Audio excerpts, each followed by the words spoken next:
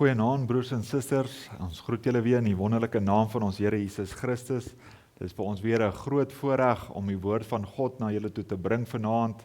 Jy weet net in sy eenvoud om julle harte aan te raak. Ons weet maar die lewe is besig, die lewe is baie bedrywig daar buite. Miskien het jy dalk in verkeer vasgesit of het 'n baie moeilike dag gehad, miskien 'n moeilike dag by die skool, by die werk, waar ook al die Here jou geplaas het. En so wil ons net vanaand 'n klein boodskapie bring en jy weet, dit is altyd wonderlik om na God se woord terug te keer, want dit is waar ons hoop is, dit is waar ons rus kry in God se woord, en die blydskap wat die Here vir ons gee, want maak nie saak hoe moeilik dit gaan by die huis, of hoe moeilik dit gaan in jou eie lewenswyse nie, mense het maar jou op en af, soos hulle sal sê, 'n rollercoaster wat 'n mens maar deurgaan, maar die Here se woord bly altyd dieselfde. En ons is dankbaar dat ons altyd kan terugkeer na daardie woord toe, om ons krag te gee, en om ons geloof te gee, en om ons oorwinning te gee. Want ons weet daardie duiwel wat ons so pla elke dag, hy is soos 'n brullende leeu, hy byt hier van agteraf, en hy probeer sonde in ons lewens indruk, en mens probeer hierdie 'n ding of daai ding, en voor jy sien is jy in 'n donker gat, en dan weet 'n mens nie waar kom die lig vandaan nie. Maar ek wil vir jou sê, broer en suster, die lig is in God se woord. As jy net kan kyk na hom, as jy kan kyk na daardie kruis wat hy vir jou gedoen het 2000 jaar terug, dat hy vir jou gesterf het, dat hy op daai kruis vir jou gehang het, sodat jy kan ewige lewe kan hê. En so wil ons God se woord na jou toe bring, sodat jy kan sien, wat is God se woord, en hoe kan ek ewige lewe kry, en hoe kan ek saam God vir ewig en ewig kan wandel, en nie net jy nie, maar saam met jou familie en jou vriende, en ook met jou broers en susters met dieselfde geloof, dat ons daardie pad kan stap om te weet dat ons reg is met die Here. Maak nie saak wat die duiwel doen nie, maak nie saak wat gebeur in hierdie wêreld nie, maar dat ons weet, daar kan 'n bom hierso val vanaand, dat ons in 'n paar sekondes in die teenwoordigheid is van ons Here Jesus Christus. Maar ons wil daai gemoedsrus hê, ons wil daai geloof hê, ons wil daai ervaring hê om te weet dat God in ons lewe, en dat ons so ewig is, soos wat God ewig is, want sy lewe is in ons, en as sy lewe in ons is, en jy is in hom, dan hoe kan jy sterwe? Jy is vir ewig en ewig. Maar ons wil vanaand 'n klein boodskapie bring, waar as jy dalk jou Bybel het, wil ons in die laaste boek van die Ou Testament gaan, in Maleagi hoofstuk 4, waar ons 'n interessante hoofstuk wil lees, en ons wil die hele hoofstuk lees, en dat ons kan die belofte sien, en dat ons kan ook sien, wat het die Here daarso vir ons beloof, en waarna moet ons kyk, en ons glo en bid en vertrou dat dit 'n geseënde boodskapie vir jou hart sal wees. So ons wil van vers 1 af lees, as jy dalk nie jou Bybel het en kan jy op die skerm sien, en dan kan jy ook saam ons lees, en die woord van die Here sê vir ons, want kyk, die dag kom, en dit brand soos 'n oond, dan sal al die vermetels en almal wat goddeloos bedrywe 'n stoppel wees, en die dag wat kom, sal hulle aan die brand steek, sê die Here van die leerskare, sodat dit vir hulle geen wortel of tak sal oorlaat nie. So hier sê die Here al klaar vir ons in die Ou Testament, dat die wêreld gaan vernietig word, dit gaan brand soos 'n oond. Die mense was gewaarsku in die tyd van Noag, dat dit gaan reën, en dit gaan reën, en Noag het vir 120 jaar gepreek, dat dit gaan reën, en die mense het dit nie geglo nie. Jy weet, hulle het vir hom gelag en grappies gemaak en gedink, waar kom hierdie man vandaan? Hy's mal. Hoe gaan dit reën? Dit het nog nooit gereën nie. Maar die Here het reën gestuur. Maak nie saak hoe lank dit vat nie. God se woord gaan uit. Daardie profesie gaan uit, en daardie woord moet gemanifesteer word, en maak nie saak hoe lank dit vat nie, want God is sy woord. Maar nou sien ons dat die Here hier vir ons sê, dat die wêreld gaan verbrand word soos 'n oond. En dit is nie net die enigste skrif nie, daar's baie sulke skrifte in die Nuwe Testament wat wys, dat hierdie wêreld wat ons in lewe gaan verbrand word. Maar kom ons lees verder. In vers 2 sê vir ons, maar vir julle wat my naam vrees, sal die son van geregtigheid opgaan, en daar sal genesing onder sy vleuels wees, en julle sal uitrek en hubbel soos kalvers uit die stal. So broers en susters, daar is so 'n blydskap wat ons gaan wees, as 'n mens 'n kalf in 'n trailer ingehaat het, en jy gaan waar jy hom gaan aflaai, daar so in die middel van 'n veld. Jy weet, daai kalf as hy daar uitgaan, dan spring hy op en af, want daar's soveel blydskap in hom. En ons is maar vasgevange in hierdie wêreld en in hierdie vlees, en partykeer voel ons, jy weet, ons kan nie beweeg nie, maar wanneer die Here vir ons 'n nuwe liggaam gaan wees, en waar ons gaan saam met die Here wandel in die nuwe hemel en aarde, en die millennium, soos ons dit so ken, jy weet, gaan ons jubel, en ons gaan, weet, op en af spring, en ons gaan vol blydskap wees, want God se geregtigheid wat in ons gaan wees, en daar gaan mees geen sonde wees nie. Dit is so 'n dag waarvoor ons uitsien. Ek hoop, broer en suster, waar jy ook al is, en waar ook al jy hierdie boodskap luister, hoop ek dat jy daardie blydskap in jou hart het, dat jy nie kan wag dat die Here ons kom haal nie. Maar vers 3 sê vir ons, en julle sal die goddelose vertrap, want hulle sal so stof wees onder julle voetsole op die dag wat ek skep, sê die Here van die leerskare. Dink aan die wet van Moses, my knegt, wat aan hom beveel het op Horeb vir die hele Israel, insettinge en verordeninge. Maar hierso is nou 'n belangrike 2 versies wat ek nou jou aandag toe wil bring, broer en suster. Dit sê hierso in vers 5, kyk, ek stuur julle die profeet Elia voordat die groot en vreeslike dag van die Here aanbreek. En hy sal die hart van die vaders terugbring tot die kinders en die hart van die kinders tot hulle vaders, sodat ek nie hoef te kom en die land met die banvloek tref nie.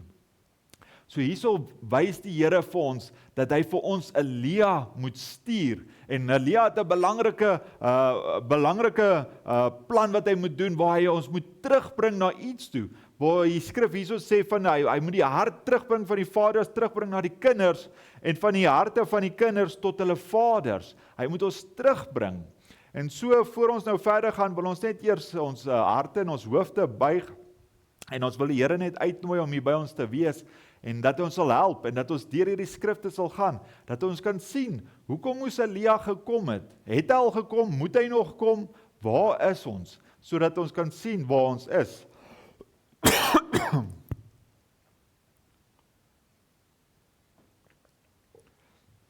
Kom ons bid saam. O dierbare hemelse Vader, Here Jesus, Here, ons kom na u troon toe van genade en liefde, Here. Ons weet, u het die hemel en aarde geskep, en u het ons geskep, Here. Ons is u kinders, en ons is baie lief vir u, Vader. Ons kom vanaand voor u, Here, en vra dat u ons genadig sal wees, dat u ons asseblief sal help, Here, waar ons nou hierdie belangrike skrif gelees het, Here. Ons het gesien, Here, dat u die wêreld gaan brand soos 'n oond, maar dat u kinders, soos die son van geregtigheid wat opkom, en soos kalvers wat ons gaan op en af spring van blydskap, ons sien dat daar 'n belofte is ook, liewe Vader. Help ons, Here Jesus, dat ons kan sien, waar is ons? Waar is ons in hierdie lewenspad wat u vir ons uitbeplan het?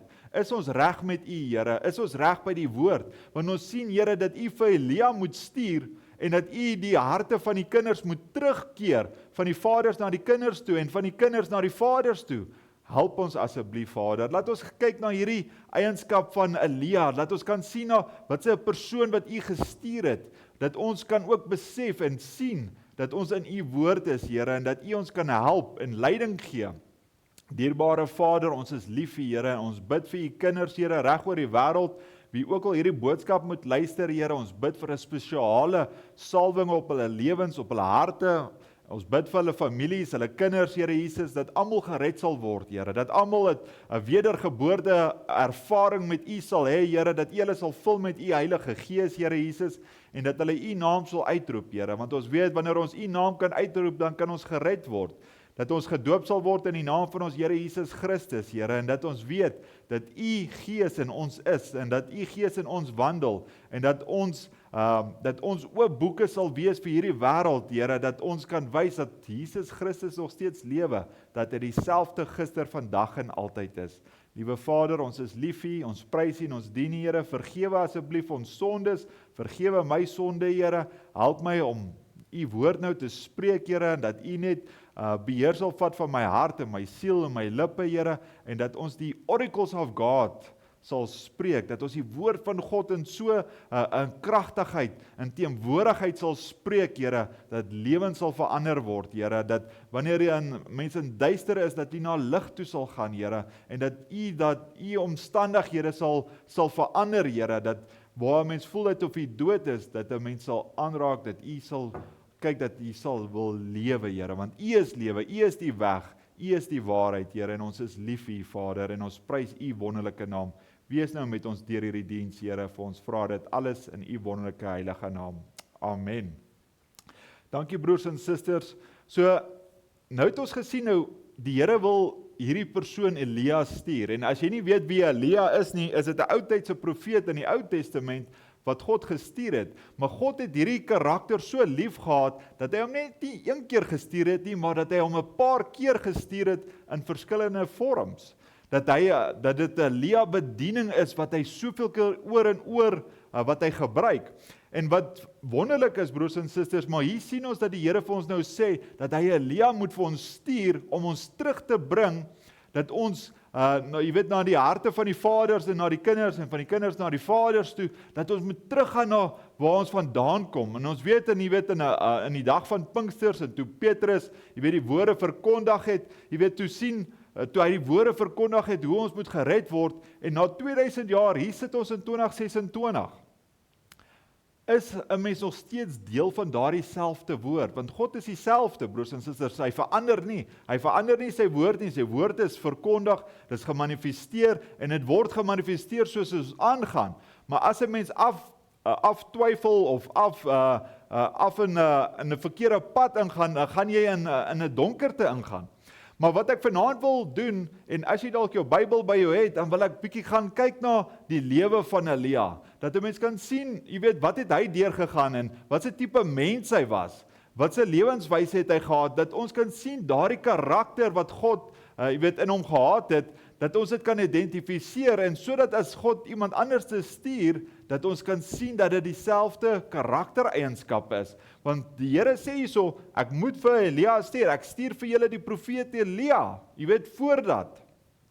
So as 'n mens glo dat die Here gaan kom, soos wat ons almal glo dat, jy weet, daar gaan 'n wegraping wees, dat die Here ons liggame gaan verander, dan kan ons soos die disippels vra wat op, jy weet, op die berg van verheerlikheid is, en sê, maar Here, moet U nie Elia stuur nie? En daar is 'n belangrike ding wat die Here vir ons wys, hy sê, hy het al klaar vir Elia gestuur, en hulle kon nie gesien het dat dit Johannes die Doper is nie, maar hy sê, maar Elia moet nog kom, want daar moet herstelwerk wees wat plaasvind, want soveel dinge het verkeerd gegaan en verlore gegaan in die afgelope 2000 jaar, en die Here moes Elia stuur, sodat hy ons kan herstel na die ware woord toe.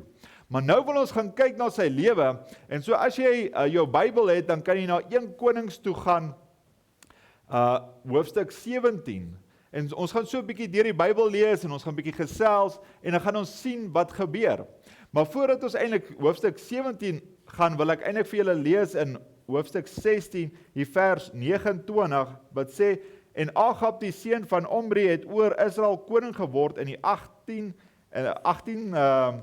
30ste jaar van Asa, die koning van Juda, en Agab die seun van Omri het in Samaria oor Israel oor 22 jaar geregeer, en Agab die seun van Omri het gedoen wat kwaad is in die oë van die Here, meer as al sy voorgangers.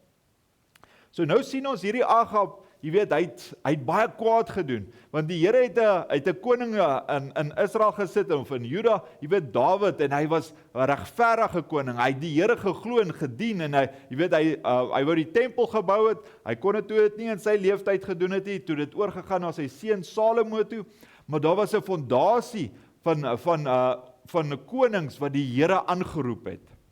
Maar nou sien ons dat in hierdie donker tyd van Israel, is hierdie koning Agab is daarso, en broers en susters, dis partykeer in die donker tyd, wanneer God iemand stuur om lig te bring. Net soos toe die Here self gekom het, dit was 'n donker tyd in Israel, met die Jode en goeders, maar die Here was die lig wat geskyn het.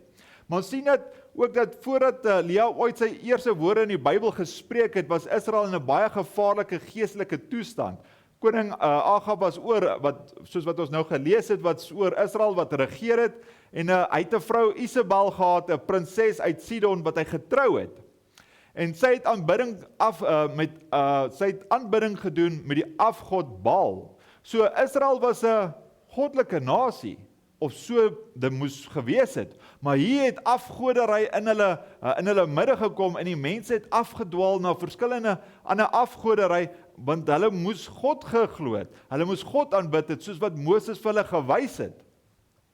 En oral in die land was daar altare wat vir Baal opgerig is. Hoe hartseer is dit, broers en susters, wanneer God, die ene wat hulle uit Egipte uitgebring het, die een wat hulle verlos het, die ene wat tekens en wonderwerke gedoen het, die een wat hulle gewys het dat hy in hulle midde is, en na soveel jare, hier kom 'n koning en hy bring Baal en hy maak altare en hy gaan daarso, as 'n mens as 'n bystander daar moes geloop het en gesien het en sien maar,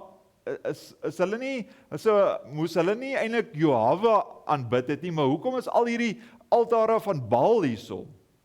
En so wys dit ook, broers en susters, dat dit belangrik is hoe jy lewe en wat jy voorspeel, want jy moet wys en beklemtoon en dat jy 'n Christen is en dat jy 'n Christen karakter het om reg te doen en reg te lewe en volgens God se woord te lewe.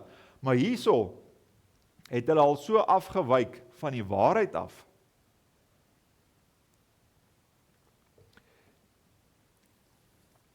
Maar dit het gelyk asof die lig van God se waarheid besig was om uit te doof.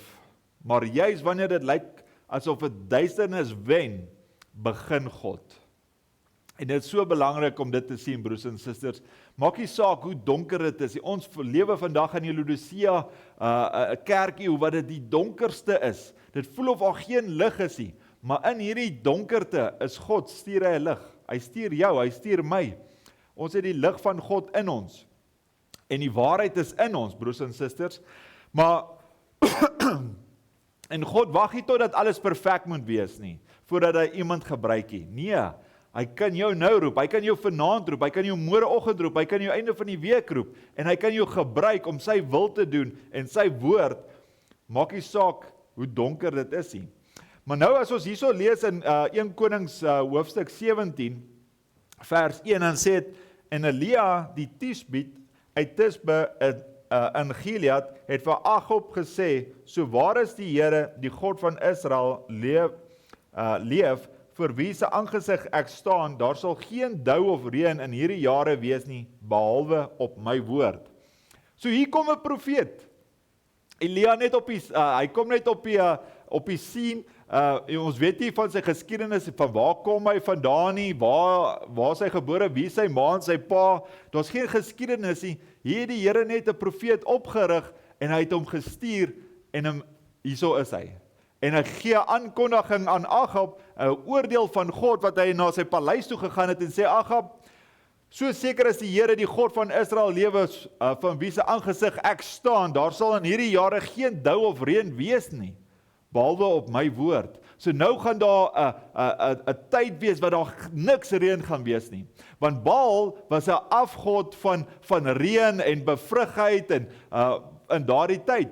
Maar nou gaan God vir hulle wys wie is, soos om te sê, wie is die baas van die natuur?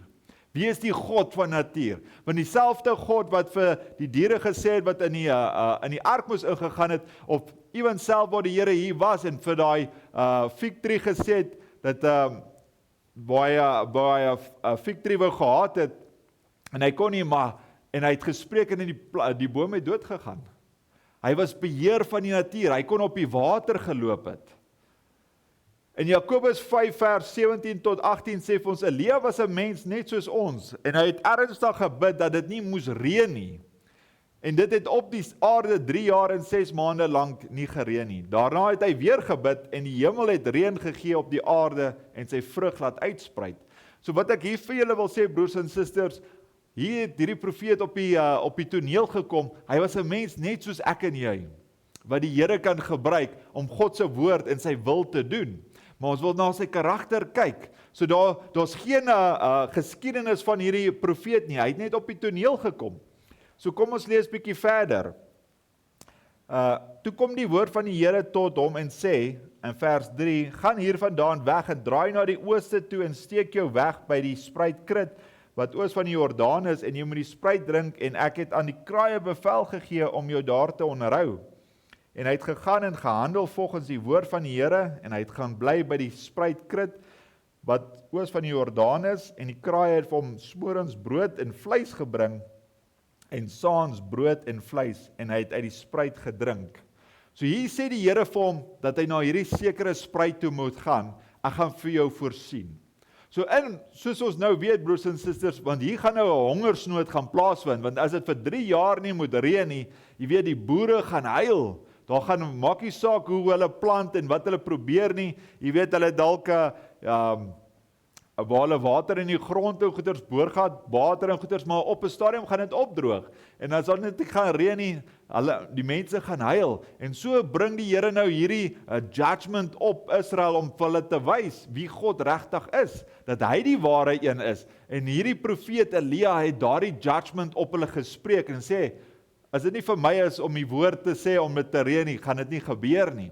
En so het die Here nou sy profeet na iewers na 'n spruit toe gevat, na hierdie Jordaan spruit, waar hy nou vir hom voorsien. En so wil ek vir jou sê, broers en susters, God kan nog steeds vir jou voorsien. Maak nie saak, hierso gebruik hy 'n kraai, smorens om vir hom brood en vleis te bring. 'n Kraai. Hoe kan 'n mens dink, hoekom 'n kraai? Maar dis die dier wat die Here, of 'n voël wat die Here gebruik het. Die Here kan vir jou enigiets, hy kan enigiets doen. Vir die Here is niks onmoontlik nie. As hy ewen 'n voël kan stuur om vir jou kos te bring, hy het in die tyd van Moses, het hulle ook, het hy vir hulle brood op die grond geplaas, wat hulle geëet het, en vir hulle ook voëls wat hulle geëet het, vir hulle voorsien vir soveel jare. Dis dieselfde God wat ons aandien, broers en susters, en ons hoef nie God in 'n blik te druk en sê dat hy niks meer vir ons kan doen nie. Hy kan ons nie meer genees nie, hy kan nie ons meer gesond maak nie, hy kan nie meer vir ons voorsien nie. Nee, hier wys die Here vir ons. Jy weet waar hy hierdie man geroep het, hy het sy woord gevolg, hy het sy woord gaan uitspreek, en hy voorsien vir hom. En as jy in God se wil is, en jy lewe vir God, en jy weet, en jy lewe volgens God se woord, sal die Here vir jou ook voorsien. Maak nie saak in wat se bo-natuurlike manier nie. Ewen as hy moet voël stuur om vir jou kos te bring, sal hy vir jou kan dit doen. Maar ons sien nou dat hierdie koning Agab, hy was woedend, want as hy vir Elia moes gekry het, dan sou hy hom wou doodgemaak het, want nou het hy hierdie judgment op hom gespreek. Maar God voorsien, dit is nie altyd soos wat ons het verwag nie. Waar hy hom nou na hierdie Jordaan toe vat, om te sê, jy moet daar so gaan, jy moet daar, daar bly, dan gaan hierdie kraai vir jou stuur om vir jou voorsiening te gee. Partykeer, dink ons in 'n sekere manier, maar dit is nie in God se manier nie. As die Here vir jou iets doen, wees dankbaar in alles wat die Here vir jou doen. Maak nie saak hoe groot of hoe klein en op wat 'n manier is nie, waar mense dink, okay, maar ek soek geld, en dan stuur die Here iemand vir jou om groceries te koop, en hulle bring dit, waar jy dalk kos nodig gehad, het die Here vir jou in 'n spesiale manier voorsien. Maar as ons nou aangaan, sien ons nou, maar na verloop van tyd het die spruit opgedroog, want daar was geen reën in die land nie. Toe kom die woord van die Here tot hom en sê, maak jou klaar, gaan na Sarfat, wat by Sidon is, en bly daar. Kyk, daar het ek aan u 'n weduwee bevel gegee om jou te onderhou. So hier sê die Here nou vir hom, hy moet na hierdie sekere plek toe gaan, hierso het ek 'n weduwee 'n bevel gegee om jou te onderhou. Broers en susters, die Here werk partykeer in so 'n spesiale manier, maar as jy net na daai klein stemmetjie kan luister en volg wat hy vir jou sê, dan kan dit partykeer soveel makliker gaan. Maar die probleem is van mensdom, ons is partykeer so hardkoppig, dat ons eers ons kop so 'n paar keer moet stamp, voor ons wil luister. Maar hierso het die Here nou vir Elia gesê, hy moet hierdie kant toe gaan, en waar hy nou na hierdie weduwee toe kom, dan, sy was besig om bietjie hout en goeders op te tel, want sy wou 'n laaste maaltyd vir haar en haar seun gemaak het, en dan sou hulle gesterf het. Maar nou dink mense, okay, maar die Here het hom hiertoe gestuur, na hierdie vrou toe, om vir hom kos en vir hom voorsiening te gee, want sy is op haar laaste, dat sy amper ook self gaan sterwe saam met haar seun. Maar luister, kom ons luister wat die Here vir ons hierso sê. Dit sê, daarop het hy hom gereed gemaak en na Sarfat gegaan, en toe hy by die ingang van die stad kom, was 'n weduwee juist besig om daar houtjies bymekaar te maak, en hy roep haar en sê, gaan haal tog vir my 'n bietjie water in die kan, dat ek kan drink. Terwyl sy loop om te gaan haal, roep hy na haar en sê, bring tog vir my 'n stukkie brood saam. So die profeet was hierso, hy was honger, hy het 'n stukkie brood nodig gehad en hy was dors, en hy vra vir hierdie nodige kos en water, en sy antwoord hom, so waar as die Here u God leef, ek het nie 'n broodkoek nie, maar net maar 'n handvol meel in die pot en 'n bietjie olie in die kruik, en hier maak ek nou 'n paar houtjies bymekaar, dan gaan ek en maak dit vir my en my seun klaar, dat ons dit kan eet en sterwe. So hier stuur die Here sy profeet na hierdie familie toe, wat vir hom moet voorsien, en hulle is op hulle einde. En so weer eens wys dit net vir ons broers en susters, dat, jy weet, ons moet op God vertrou. As ons na ons natuurlike oë, as ons daar as bystanders moes gestaan het, en gekyk het na hierdie hele situasie, en net gedink het, maar hoe kan die Here soos hy representative, want onthou, 'n profeet is God is sy mouthpiece wat hy mee praat, hy spreek sy woord, en God se woord kom altyd na 'n profeet toe, maar hier kom God se representative, sy teenwoordige op aarde, stuur hy na 'n weduwee toe, wat amper op haar eind, waar sy nie meer kos in haar kaste het nie, sy het nog net 'n handjie vol om 'n bietjie te maak, en dan sou hulle laaste maaltyd gemaak het en gesterwe het. Dit wys jou net ook, broers en susters, hoe die Here werk, dat dit nie altyd volgens hoe ons 'n ding moet uitspeel, en dit moet so werk, en ek het hierdie alles soos 'n legkaart in mekaar gesit, en dis die plan. Nee, die Here werk nie volgens jou plan nie, hy werk volgens sy plan. Ons moet meer bid en sê, Here, help my dat ek in u wil sal bly, dat ek u altyd sal please in wat ek doen, in my lewe, en hoe ek myself gedra in hierdie wêreld. Amen. En Elia sê vir haar, wees nie bevrees nie, gaan heen, doen volgens jou woord, maar maak eers daarvan vir my 'n broodkoekie, en bring dit uit vir my, daarna kan jy vir jou en jou seun iets maak. Want so sê die Here, die God van Israel, die meel in die pot sal nie opraak, en die olie in die kruik sal nie minder word nie, tot op die dag dat die Here reën op die aarde sal gee. So hier gee die profeet vir haar, hy gee vir haar instelling om te sê, gemaak vir my eerste kos. En as jy dit doen, jy weet, dan gaan die meel sal nie opraak, die olie sal nie opraak nie, jy gaan genoeg kos hê, tot dit wanneer die Here weer sal reën stuur. En so is dit belangrik, broers en susters, dat ons moet luister wat die profete vir ons sê. Ons moet luister wat God se woord vir ons sê, want as ons die woord kan volg, dan kan ons die seëning kry waar dit nie sal opdroog nie. God se seëninge sal nooit opdroog as ons volgens, soos ek gesê het, in sy wil bly nie. Maar sodra jy van die spoor afgaan, dan is jy in moeilikheid. Want hoe kan God jou dan seën as jy dan in die moeilikheid, as jy nie geluister het wat sy profete vir jou gesê het nie, jy het nie geluister wat hy self vir jou gesê het in sy woord nie. Dit is so belangrik, ons moet altyd luister wat die profete van God vir ons sê. En sy het gegaan en gehandel volgens die woord van Elia, en sy het geëet, sy en haar gesin daarlang. Die meel in die pot het nie opgeraak, en die olie in die kruik nie minder geword nie, volgens die woord van die Here, wat hy deur die diens van Elia gespreek het. So nou dink 'n mens, okay, nou alles gaan nou happy en go lucky, daar is nie meer probleme nie. Maar net 'n rukkie daarna, hier raak haar seun siek, en haar seun sterwe. En nou dink ons, hoekom moes dit gebeur het? Maar so stuur die Here vir ons partykeer moeilike toetse en goeders wat ons moet deurgaan, broers en susters, en waar ons op hom moet vertrou.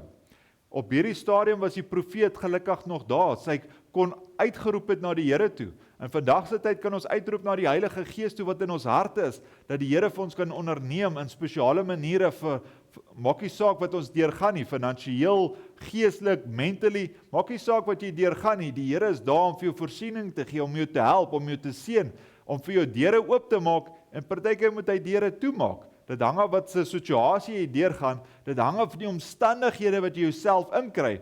Soos met hierdie weduwee het die doodsengel by die deur gestaan en die arme seentjie gevat. Maar kom ons sien wat die woord vir ons verder sê.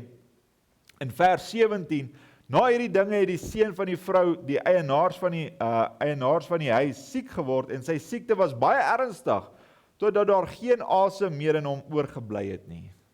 So hy het sy asem uitgeblaas, uitgesterwe. Toe sê sy vir Elia, wat het ek met u te doen, man van God? U het na my gekom om my ongeregtigheid in gedagtenis te bring en my seun dood te maak. Maar hy antwoord haar, gee jou seun vir my. En hy het hom vir haar skoot afgeneem en hom opgedra na die bokkamer waar hy self gewoon het en hom op sy bed neergelê. En hy het die Here aangeroep en gesê, Here my God, het u selfs oor die weduwee by wie ek as vreemdeling vertoef, 'n onheil gebring deur haar seun te laat sterwe. Daarop het hy hom 3 maal uitgestrek oor die kind en die Here aangeroep en gesê, Here my God, laat die siel van hierdie kind tog in hom terugkeer. En die Here het Elia verhoor en die siel van die kind het in hom teruggekeer, sodat hy weer lewendig geword het. So hier is die eerste opwekking, opstanding, wat plaasgevind het, waar iemand weer opgewek is in die Ou Testament, die eerste keer. En dit was deur Elia die profeet gedoen, waar hy die Here aangeroep het, deur hierdie weduwee. En die wonderlike ding, broers en susters, om bietjie vooruit te spring, jy weet die gees van Elia het op Elisa geplaas, en waar Elia het 8 wonderwerke gedoen in sy lewenspad wat hy op die aarde was, en met Elias, omdat hy 'n dubbel porsie van sy gees gehad het, het 16 wonderwerke gedoen, en hy het ook 'n seun opgewek, wat uit die doodryk uit. En so kan ons nou sien, jy weet, niks is onmoontlik vir God nie. Ewen die dood is niks vir God nie, want hy is die lewe. Hy wek, hy kan nie dooies weer opwek. Toe Maria en Mara by die graf van Lazarus gestaan het, toe sê hy, Lazarus kom voort. As hy nie hom genoem het by sy naam nie, was daar 'n hele opstanding wat klaar daar plaasgevind het. Maar hy het Lazarus geroep uit die graf uit. Hy het sy naam geroep om te sê hy moet opstaan. Maar want hy is die opstanding, hy is die lewe. En so wys ons dat God se lewe ewen deur sy profete wat hy reflekteer, dat hy oorheers oor die doderyk en dat hy kan lewe terugbring. Amen. Maar nou sien ons, soos die tyd nou aangaan, so dit vir 3,5 jaar was daar geen reën nie, soos wat Elia gespreek het. Maar daar het 'n stadium gekom waar, as 'n mens nou in 1 Konings vers 18 verder gaan lees, waar daar uitdaging op die berg Karmel gekom het, want ons wil sien, waar bring hy terug, soos wat ons in Maleagi gelees het, jy weet, die profeet Elia wil ons terugkeer, en nou gaan ons 'n voorbeeld sien van terugkeer, waar die kinders van Israel verlore gegaan het van afgoderry, gaan daar nou 'n terugkom na God toe. En so wat het gebeur? So nou meer as 3 jaar se droogte het God Elia, dat hy die koning moes gaan ontmoet het, en die hele volk het na die berg Karmel toegekom. En daar het 450 profete teen Elia teengestaan. Daar was 'n showdown time tussen God en hierdie profete van Baal. En Elia het vir die mense gesê, hoe lank hink julle op 2 gedagtes? As die Here God is, volg hom, maar as Baal God is, volg hom. En so wil ek vir jou sê, broer en suster, as God die waarheid is, volg hom. As jy die duiwel glo, of die dinge van die wêreld en die sonde goeters, dan volg dit. Maar vir my en vir my huis, ons sal die Here dien, soos wat Joshua gesê het. Jy weet as jy weet dit is die waarheid, volg dit met jou hele hart. Moenie met 1 voet in die wêreld wees en 1 voet in die koninkryk van God nie. Nee, God hou nie van dat as ons tussen, jy weet, dat ons lou is nie. Dat ons, jy weet, lou water is nooit lekker. Mense soek warm water, of jy soek, as jy wil swem, dan moet dit koue water wees. Maar as jy so tussen lou water, nee. God gaan jou uitspoeg uit sy mond uit. Jy moet vuur warm wees vir God, of as jy koud is, dan gaan hy jou wegstuur. Maar so sê Elia nou vir die kinders van Israel en jy weet vir Juda en sê, hoe lank dink julle op twee gedagtes? As die Here God is, volg hom. As hy die waarheid is, broers en susters, as ons weet dat hierdie die waarheid is van God, moenie wegvat nie, moenie bysit nie. Volg hom, volg die woord, volg wat die Here vir jou sê, hoe hy jou lei met sy Heilige Gees en want hy jou terugkeer, want God se Heilige Gees sal jou altyd terugkeer na die waarheid toe, omdat hy die waarheid is. Maar die mense het hom geantwoord en sê, hulle weet nie meer wat hulle moet doen nie. En dit is so 'n voorbeeld in vandag se tyd, broers en susters, dat mense weet nie meer wat reg en verkeerd is nie. Hulle weet nie meer wat hulle doen en die sonde wat hulle doen. Jy weet dit het net normaal geword en daar's geen jy weet jou hart kla jou nie meer aan nie. Jy kan maar rook en jy kan maar drink, jy kan maar vloek, jy kan maar jy weet adultery pleeg en fornication pleeg en goeters. Daar's niks wat jou hart mee aankla nie. Jy sê maar jy weet nie eintlik meer wat is reg en verkeerd nie. Mense weet nie eers of hulle meer mans of vrouens is nie. Dit is die erge toestand van vandag se tyd, waar hulle nie eers meer weet, jy weet, is hulle regtig 'n man of is hulle 'n vrou nie. En dit is hartseer om dit te sien, broers en susters, want om te sien dat die wêreld al so ver afgedwaal het van die woord van God, dat hulle nie meer weet wat reg is en verkeerd is nie. Maar hierdie profeet Elia, hierdie bediening sal ons terugkeer. Dit sal ons herstel na die waarheid toe, om ons te wys wie is God en hoekom moet ons hom volg, want hy is die waarheid. Amen. So Elia stel 'n eenvoudige toets voor. As jy mens nou 1 Konings 18 nou deurlees, ek wil nou nie alles deurlees nie, want ons tyd hardloop uit, maar daar was 2 altare wat nou gebou moet geword, en hy sê jy weet, vir daai groep van 450 profete, jy weet dat hulle, jy weet, 'n altaar moet bou, en dan die God wat met vuur antwoord, dit is die God wat ons sal aanbid. En daar gaan daardie profete, en hulle, jy weet, hulle sing, en hulle spring op en af, en hulle sing, en daar's 'n gejuis en alles, maar niks gebeur nie. En soos die tyd aangegaan het, jy weet, het Elia begin grappies maak met hulle en sê, miskien is julle afgodbal, miskien is hy op vakansie, of miskien is hy hierdie kant toe, of daai kant toe, jy weet, en hulle het al hoe meer erger geraak, en aan mekaar begin sny, en hoe meer uitgeroep, dat daar moet vuur afkom, en niks het gebeur nie, omdat dit afgod is. Die profete hulle het eers te begin, van vroegoggend tot laatmiddag, het hulle na hulle Baal toe uitgeroep. Hulle het gedans en geskree en gesmeek, maar niks het gebeur nie. Daar is geen stem of geen antwoord nie. Toe herstel Elia die altaar van die Here met 12 klippe, een vir elke stam van Israel. Hy plaas die offerhout en die offerdier op die altaar, om te wys niemand kan sê dit was 'n gewone vuur nie. Dat hy 4 groot kruike water oor die offer uitgooi. Hy doen dit 3 keer totdat alles deurnat is en die sloot rondom die altaar met water gevul is. So hy doen dit nie net so eenvoudig soos wat met hierdie profete nie. Hy maak 'n sloot, hy plaas klippe daarso, hy gooi alles nat, hy gooi die hele altaar nat en hy sê gooi dit weer nat, om hulle te wys wie die ware God is. En broers en susters, daardie vuur het uit die hemel uitgekom en God het homself geopenbaar aan die mense daarso om te wys dat God saam met sy profeet was. En die vuur verteer die offer, die hout, die klippe, die stof, selfs die water in die sloot, het alles opverteer. En toe die volk dit sien, val hulle op hulle knieë en roep uit, die Here, hy is God. Die Here, hy is God. En wie is God vanaand vir julle broers en susters? Het hy homself aan jou geopenbaar, dat jy kan sien wie dit is? Is dit 'n baba net van 2000 jaar terug, en dis al hoe jy die Here onthou, is 'n baba wat in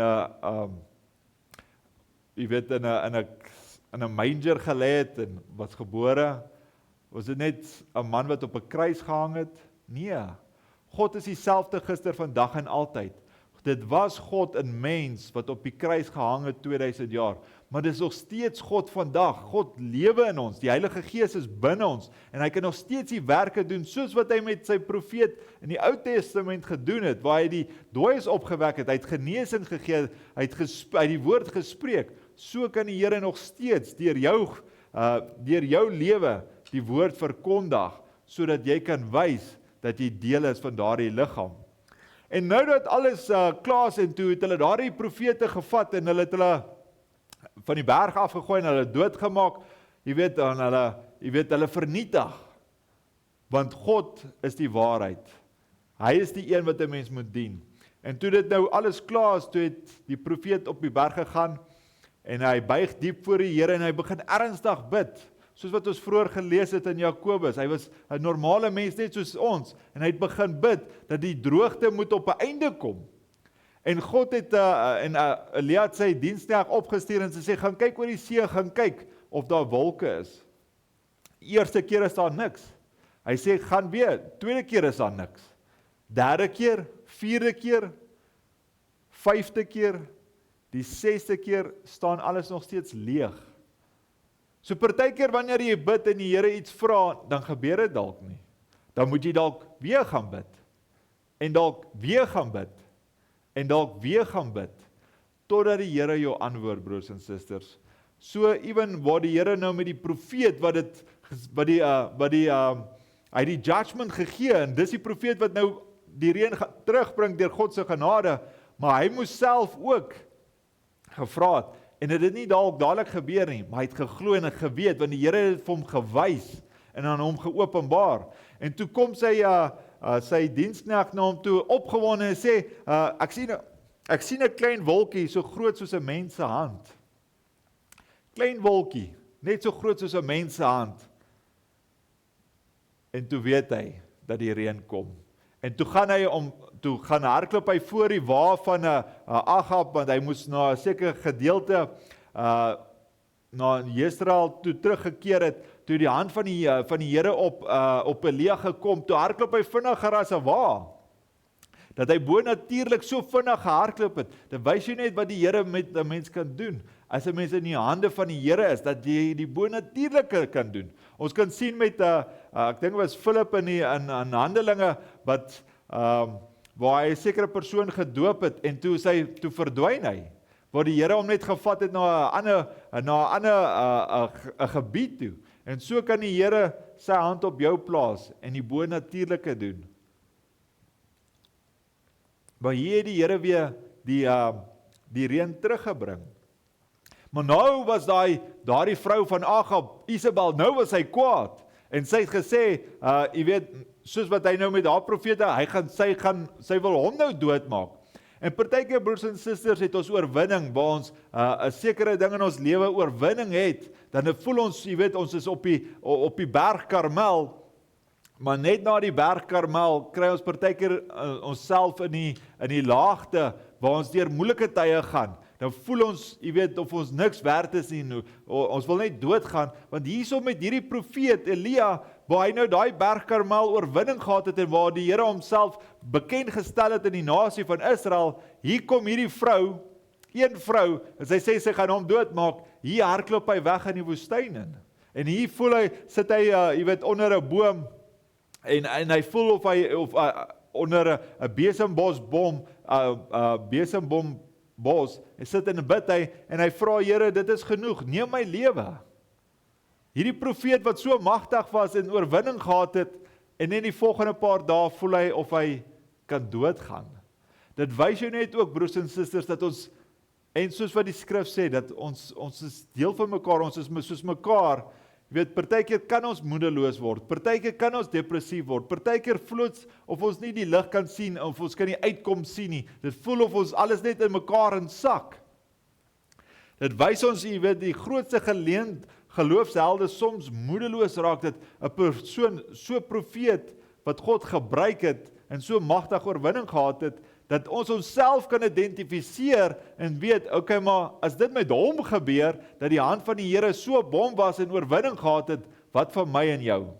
Wat van my en jou in ons daaglikse lewe, waar ons oorwinning het oor met die duiwel, met sekere goeders in ons lewens, en partykeer voel ons of ons in daardie gat is, wat ons nie weet, waar gaan die lig vandaan kom nie. Ons is moedeloos. Maar broers en susters, die wonderlike ding is, wanneer hy in daardie toestand was en gevoel het of hy wou doodgaan, in plaas dat dat die Here hom bestraf of dat hy 'n engel stuur om hom te bestraf, nee, die engel raak hom aan want hy was in daardie woestyn en hy het daar geslaap en die Here het vir hom 'n engel, 'n spesiale engel gestuur. 'n Engel met sagte hande om hom te vryf laat hy moet slaap en om wakker te word en sê, staan op en eet. Staan op en eet, laat hy bietjie water drink en laat hy iets eet, want daar was spesiale koekies wat die engele dalk gemaak het vir hom, om hom krag te gee vir die pad wat voor lê. En dit wys ons net hoe genadig en barmhartig die Here Jesus Christus is, broers en susters. Wanneer jy in daardie toestand is, wanneer jy weet, jy kan nie, daar's nie 'n uitkoms vir jou en jy voel of jy wil doodgaan, is die Here, sal hy 'n spesiale iemand stuur, 'n spesiale engel, 'n spesiale broer of 'n spesiale suster, of jou pastoor of wie ook al hy mag stuur, met sagte hande, om jou te vryf en te sê, broer, suster, moenie opgee nie. Kom ek help jou. En die Here sal vir jou oorwinning gee. Partykeer is 'n mens in 'n lang toestand in daardie wat 'n mens deur daardie toets moet gaan, kan dalk in 'n paar maande, 'n paar weke, 'n paar dae, maak nie saak hoe lank nie, want ewen hier die profeet was vir 40 dae. Maar die Here is genadig. Hy help sy kinders. Hy gee vir hulle nuwe krag. En partykeer moet jy rus. Rus en slaap of rus en eet en slaap. Partykeer moet jy dit doen. Want en wanneer jy voel, okay, maar my lewe, my doel is verby, maar nee. Want toe die Here hom gekry het in die woestyn, toe hy by die berg Horeb aangekom het, jy weet, het die Here hom geroep en sê, maar wat doen hy hierso?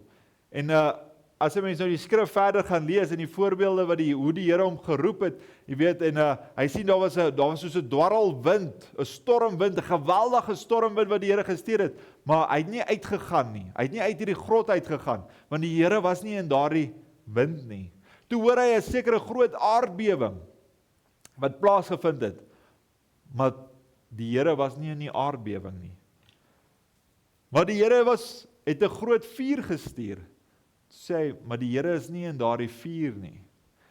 En toe alles stil word, toe hoor hy 'n sagte, stilte, fluisteringsstem. En toe weet hy, dit is die stem wat die Here hom nou roep. En hy het sy mantel oor sy gesig of oor hom geplaas en hy het na buite toe te stap teenwoordig van God. Partykeer stuur die Here groot wonderwerke, maar partykeer praat hy sag met ons harte.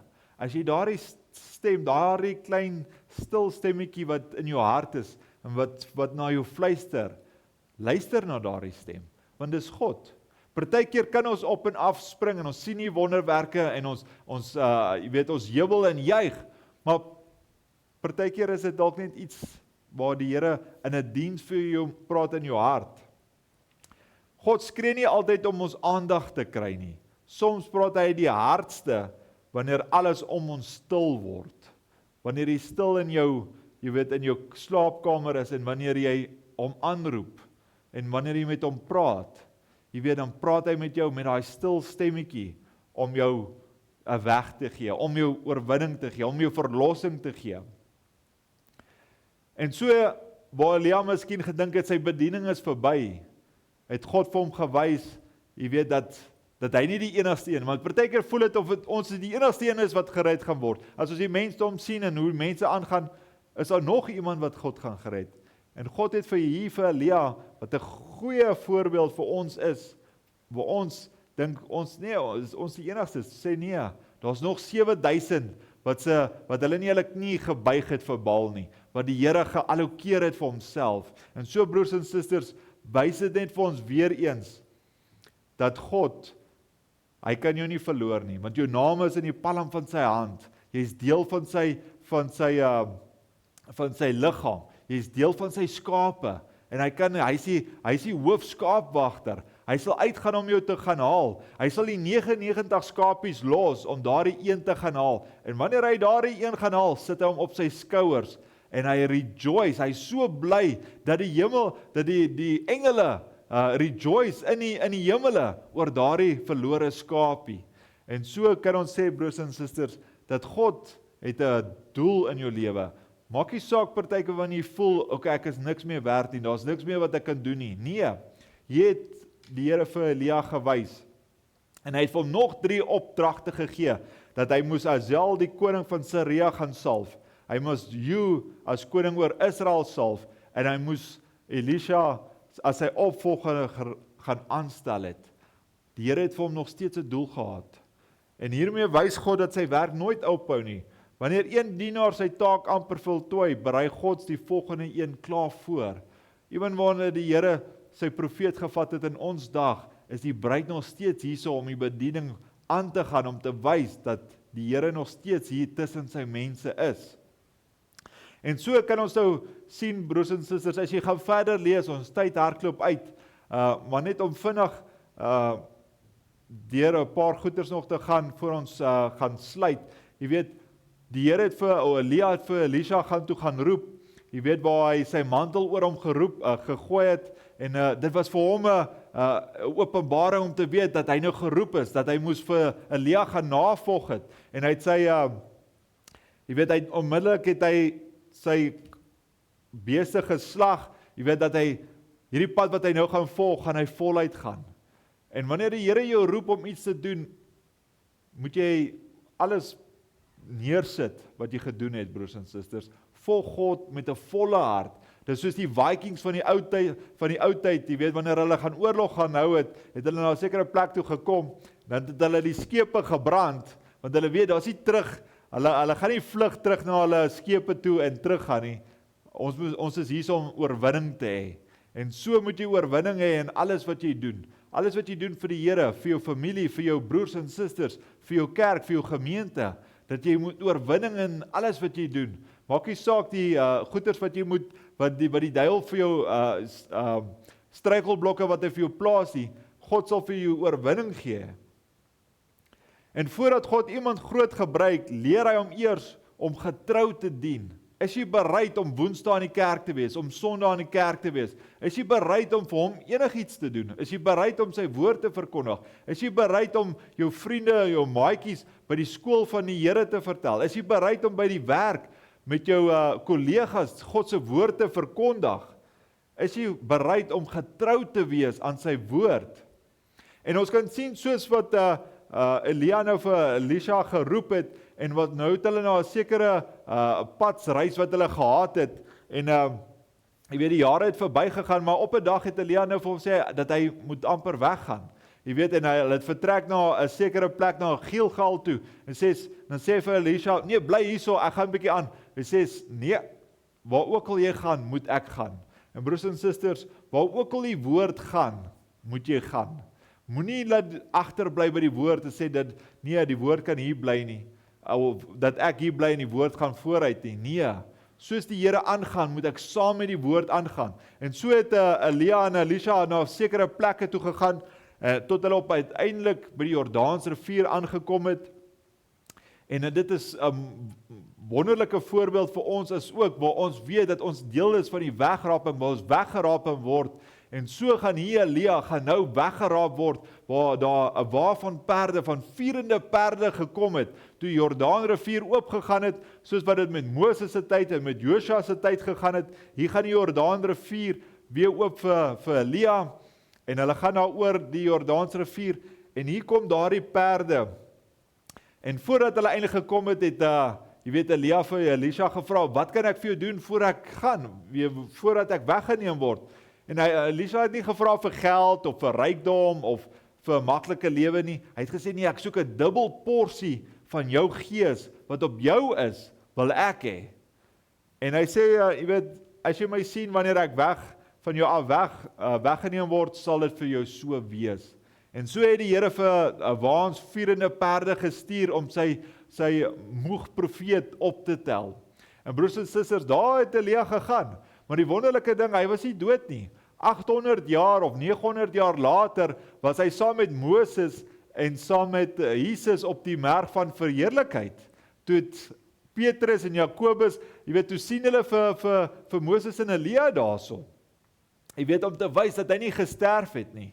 En broers en susters, so gaan die Here vir ons een van die dae, gaan hy hierdie liggame vir ons verander in verheerlike liggame, dat ons weet dat ons ook nie sal sterwe nie, dat ons vir ewig en ewig saam ons Maker sal lewe in sy koninkryk. Maar broers en susters, hier het God daardie bediening van Elia het oorgeskuif na Elisha toe en hy het 'n dubbel porsie gehad.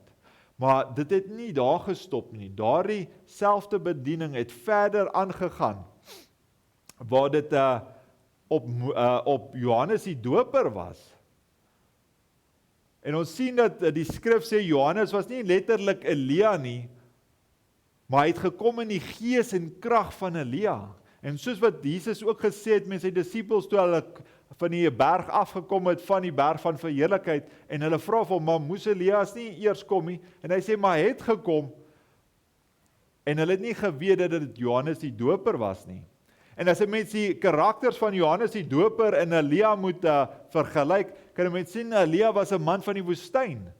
Jy weet, hy het van nêrens afgekom nie, en hy het teruggekeer na die woestyn toe. Jy weet, en hy het die koning Agab gekonfronteer, hy het daardie stelsels en Isabel teëgestaan, hy het daardie stelsels en afgoderry het hy teengestaan, en hy het die volk terug op bekering geroep, terug na God toe. Wat het Johannes gedoen? Hy was ook 'n profeet van die woestyn.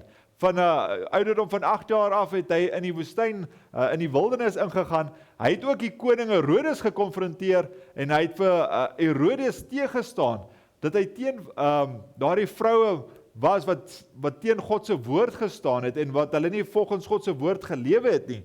Maar hy het ook 'n volk teruggekeer na God toe, om te sê, maar hier is die lam van God. Ek gaan vir julle wys wie is die lam van God, wie julle moet aanbid. Amen. So hy het die voorbereiding van die volk vir die eerste koms van Jesus Christus gedoen.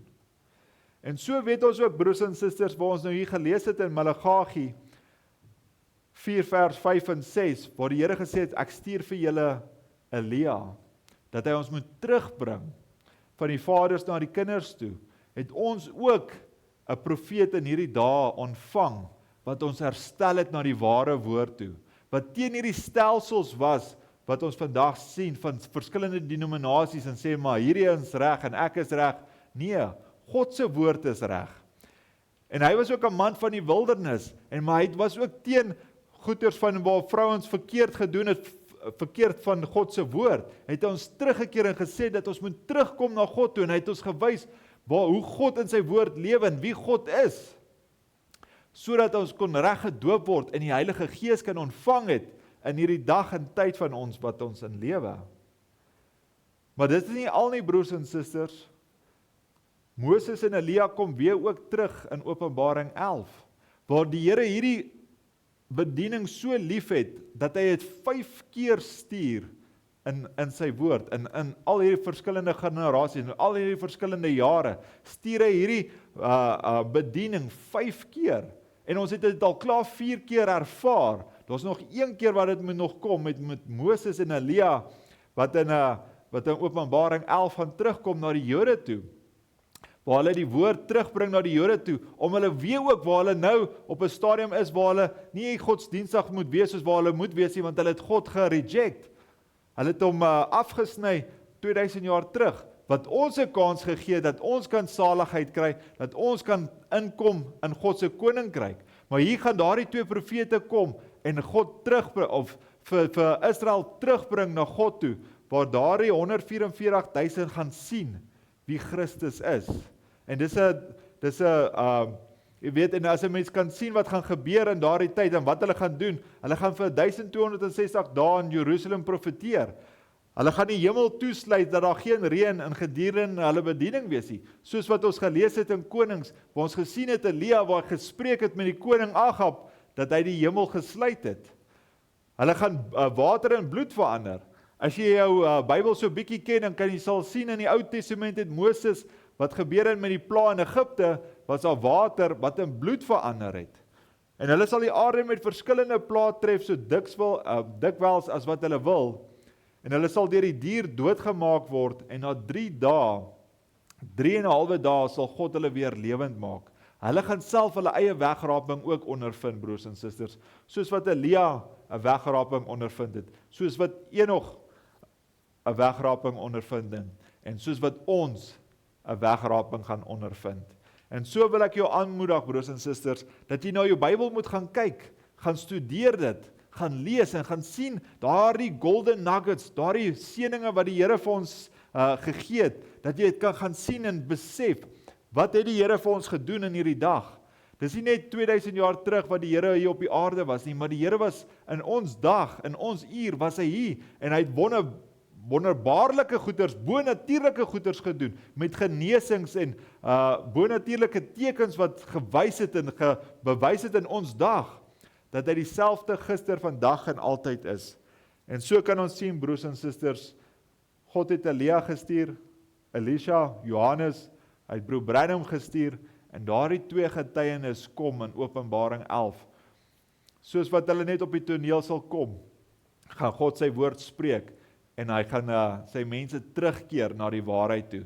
En so glo ek en vertrou, dat God se woord jou sal terugkeer na hom toe, dat jy kan sien dat daar geen ander manier is om saligheid te kry, behalwe Jesus Christus nie, en dat jy jouself sal gedoop word, in die naam van ons Here Jesus Christus, dat jy die salwing van die Heilige Gees kan ontvang, en dat jy kan deel wees van daardie liggaam, en wanneer die Here sy bruid kom haal, dat jy kan deel wees van daardie liggaam.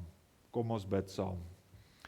O dierbare Hemelse Vader, Here Jesus, ons wil dankie sê, Here. Dankie dat ons in u woord kan kyk, en dat ons na voorbeelde kan na loer, Here, en sien dat hoe dit gebeur in die Ou Testament, hoe het u profete gestuur, en die eienskappe wat hy gehad het, Here, en hoe hy u woord geïdentifiseer het, Here.